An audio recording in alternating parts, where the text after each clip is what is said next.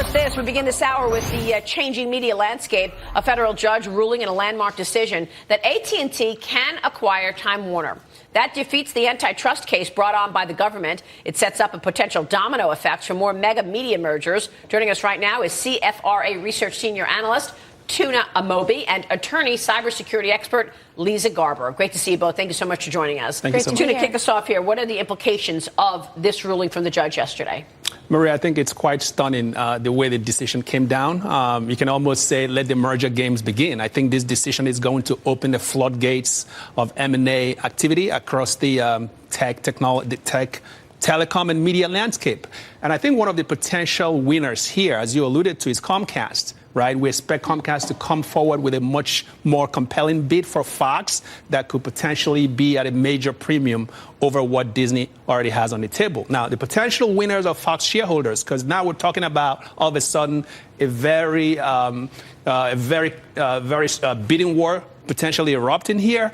And you also have to think about how this decision might affect Netflix, for example, right? So coming on the heels of the net neutrality repeal, which we just saw earlier, I think this could be construed as a 1-2 punch by the government. You're talking about video consolidation. You're talking about, kind of repealing net neutrality. So the proponents of net neutrality, such as Netflix, could be potentially squeezed as a result. But overall, I think the bankers are really getting ready to. Oh, for sure. Getting ready for more deals. Absolutely. And I think it's worth asking, Lisa, whether or not now that I know that, Comcast is now going to probably come in with a higher bid for the Fox assets. That's the speculation out there. And I know that, you say Fox shareholders are in the catbird seat here. But I think it's a fair question to ask whether other bids come in, because now you have this opening of the floodgates, not just for the traditionals, but for the Apples and the Amazons and the Googles of the world. Will they be bidding for these assets as well?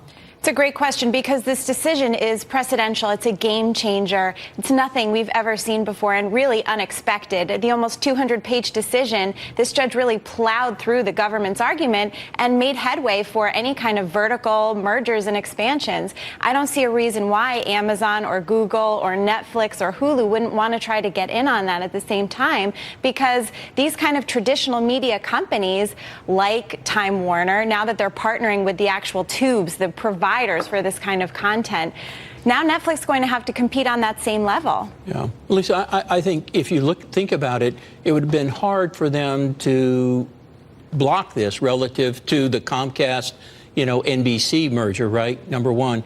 I think this was unprecedented in a couple of ways. We talked earlier. Not only did the judge rule in favor of allowing it, but he said without any stipulations, and oh, by the way, government, don't appeal. Have you seen those elements before?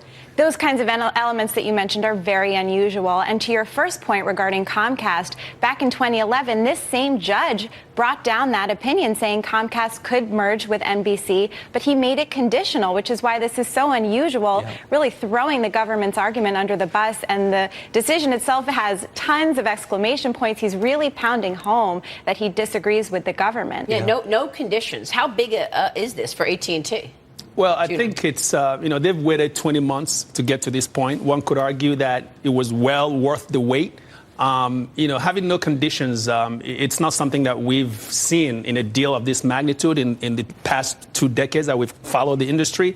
So I think what it really sets up AT&T to do is really to exploit to the optimal level the potential synergies of this deal, which I would argue have become all of a sudden much more attractive, right? So I think, remember, when Time Warner and AT&T made the case to the government on this transaction, they argue that the competition has evolved now from traditional media to the so-called FANG companies. FANG with the FANG, Facebook, Apple, Amazon, exactly. Netflix, and Google. Exactly. So when you think about that context to Bob's earlier question, I think you can imagine a whole new world order now where all of these companies become active players in a very consolidated environment. But at the same time, these players, when you look at what AT&T offers, which is phone, broadband, satellite, DirecTV, and now they're a media conglomerate, essentially, unless the government files an appeal, which 50-50 if they will at this point. I know the judge, in a really precedential manner, said, please don't, because it's going to hold up this really huge deal and cost so much money when it's unnecessary. You made your argument. That's the one shot. Really take it. I think there was a third parade yesterday we didn't talk about. You know, there were the Warriors, the Capitol, and I think Randall Stevenson had one down in Texas. He was certainly happy about that. Good for him. So who's in the catbird seat right now? Is everybody now up for grabs in terms of content?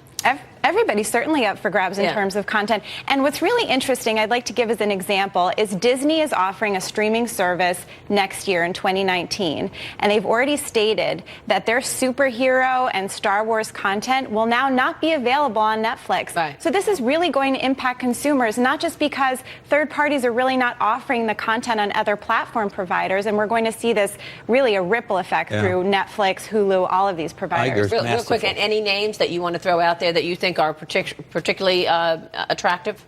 Well, I have to imagine takeover? that someone like John Maloney sitting there with his Charter and Lionsgate stake and trying to figure out how to roll up some of these, smaller to mid-sized players. AMC Network comes to mind, Lionsgate Entertainment. I do believe that even CBS and Viacom, with all of the, back and forth going on right now, could also potentially be more open to getting acquired as a result of this rush arms race for scale. Yeah, Amazon's going to be in that, I guarantee it. Which one? Amazon's going to be a buyer big time.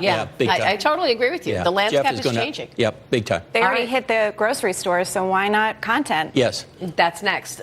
Great to see you, Lisa Tuna. Thanks very much for your insights. Great conversation. We appreciate it.